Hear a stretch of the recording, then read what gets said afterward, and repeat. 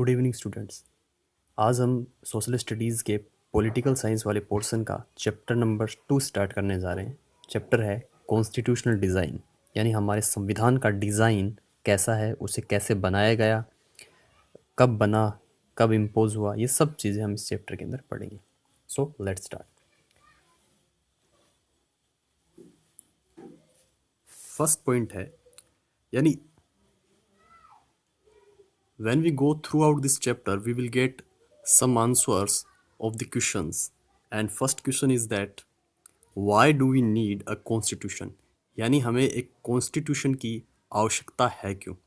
तो इसी क्वेश्चन के आंसर के लिए हम फर्स्ट पॉइंट है उसको स्टडी करेंगे, जो why do we need a constitution, यानी हमें कॉन्स्टिट्यूशन की ज़रूरत है क्यों आखिर। The constitution of a country is a set of written rules that are accepted by all peoples living together in a country। यानी कॉन्स्टिट्यूशन जो है वो एक सेट ऑफ रिटन रूल्स है, यानी नियमों का एक सेट है जो लिखा गया है कॉन्स्टिट्यूशन के अंदर। और जो रूल्स बनाए गए हैं, जो कॉन्स्टिट्यूशन के अंदर लिखे गए हैं, वो उस देश यानी जिस देश का भी कॉन्स्टिट्यूशन है वो उस देश के सभी सिटीजन्स उसके लिए तैयार हैं या उसको मानते हैं, स्वीकार करते हैं। यानी कॉन्स्टिट्यूशन क्या है, नियमों की किताब है, और उन नियमों को उस देश के निवासी स्वीकार करते हैं, एक्सेप्ट करते हैं। Constitution is the supreme law. Constitution जो है सुप्रीम लॉ है, ठीक है, सर्वोच्च कानून है। That directs the relationship among people living in A territory. Territory का मतलब होता है क्षेत्र, यानी जिस क्षेत्र में हम रहते हैं उसके साथ हमारा एक रिलेशन बनाता है constitution. And also the relationship between the people and the government. और सरकार और उस देश की जनता के बीच में भी रिलेशन मेंटेन करता है। यानी कॉन्स्टिट्यूशन क्या है, देश की जनता और सरकार के बीच में एक बॉन्ड का काम करता है, संबंध का काम करता है।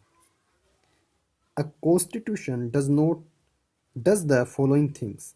और कॉन्स्टिट्यूशन, ये जो हम आगे फॉलोइंग थिंग्स पढ़ेंगे, ये सभी चीज़ें उसके अंदर होती हैं। पहली, first, it creates a degree of trust. ठीक है, डिग्री का मतलब है स्थिति या अवस्था, ट्रस्ट यानी विश्वास। तो कॉन्स्टिट्यूशन जो है विश्वास की अवस्था का निर्माण करता है, मतलब देश की जनता का सरकार में या कॉन्स्टिट्यूशन में विश्वास। एंड कोऑर्डिनेशन, कोऑर्डिनेशन होता है समन्वय, मिलजुल कर काम करना आपस में। That is essential for the different kinds of people to live together. Coordination काफ़ी ज़रूरी है, असेंशियल है। क्यों? क्योंकि देश के अंदर कई प्रकार के लोग रहते हैं, अलग अलग कास्ट, क्रीड, रिलीजन, लैंग्वेज, तो वो सभी कोऑर्डिनेशन के अंदर रहते हैं, समन्वय के साथ रहते हैं। Second, it specifies how the government will be constituted. ठीक है, तो संविधान हमें बताता है कि सरकार का निर्माण कैसे किया जाएगा, यानी गवर्नमेंट को कॉन्स्टिट्यूट कैसे किया जाएगा। Who will have power to take which decision. किसके पास डिसीजन लेने का पावर होगा, ये डिसाइड भी कौन करता है, कॉन्स्टिट्यूशन। थर्ड पॉइंट है, it lays down the limitation of the governments power. Constitution सरकार की शक्तियों पर लिमिटेशन लगाता है, ठीक है, कि आपका एक क्राइटेरिया है, उसी में रहकर आप कार्य कर सकते हो। And tell us about the right of citizen. और हमें हमारे अधिकार यानी देश के नागरिकों को उनके अधिकार के बारे में कौन बताता है, कॉन्स्टिट्यूशन बताता है। And fourth, it exhibits the aspirations. Aspiration होती है महत्वाकांक्षा, ठीक है, महत्वाकांक्षाएं। एग्जिबिट यानी प्रदर्शन करना। It exhibits the aspirations of the people about the country. तो देश के लोगों की क्या महत्वाकांक्षा है, ये प्रदर्शित करता है एक कॉन्स्टिट्यूशन। तो ये हमने 4 बातें जानी कॉन्स्टिट्यूशन के बारे में। एग्जाम्पल, इसको हम बेटर वे में समझ पाएंगे एग्जाम्पल के द्वारा। एग्जाम्पल हमें दिया गया है बुक में, देखते हैं।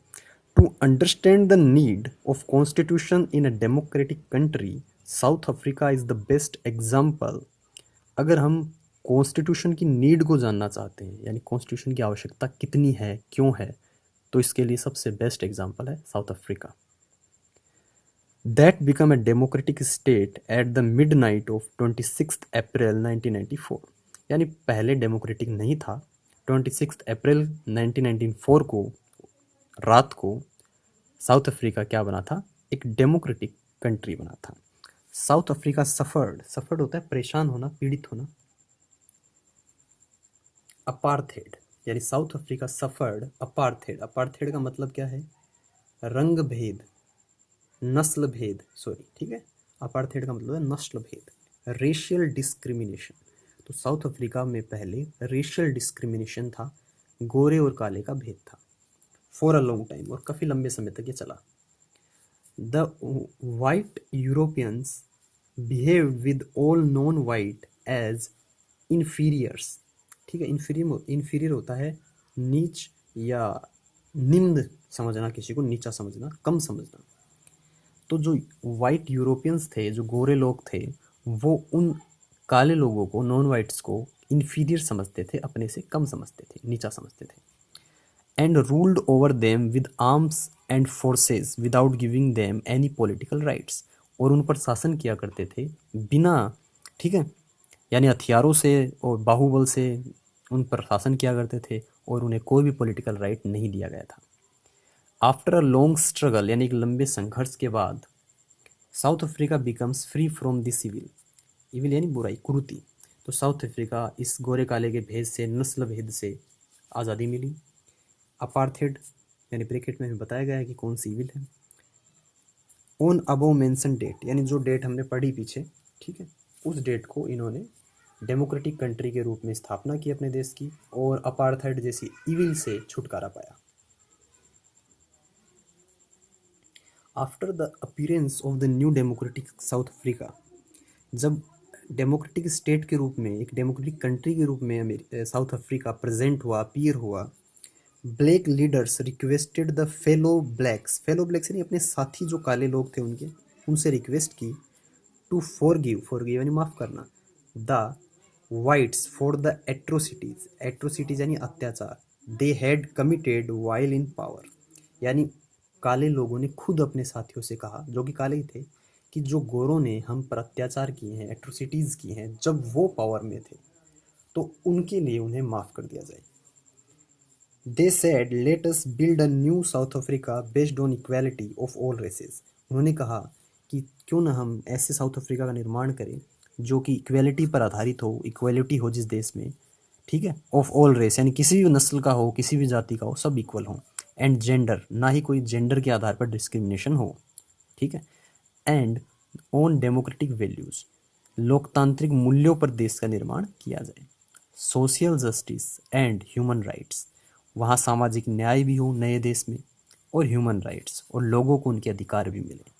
The party which ruled through oppression होता है उत्पीड़न, अत्याचार, and the party that lead the freedom struggle set together, यानी जिन पार्टीज़ ने पहले काले लोगों पर अत्याचार किया, यानी गोरे लोग, वाइट यूरोपियंस, वो, और प्लस जो नई पार्टी जिसने कि देश की आज़ादी के लिए स्ट्रगल किया, काले लोग जिन्होंने अपार्थेड के खिलाफ आवाज़ उठाई, दोनों लोग एक साथ बैठकर to frame a common constitution, एक कॉमन कॉन्स्टिट्यूशन बनाने के लिए साथ बैठे, यानी अपने आपस की जितनी भी मतभेद थे, डिस्प्यूट्स थे, उन सब को भुलाकर देश की भलाई के लिए दोनों लोग एक साथ बैठे।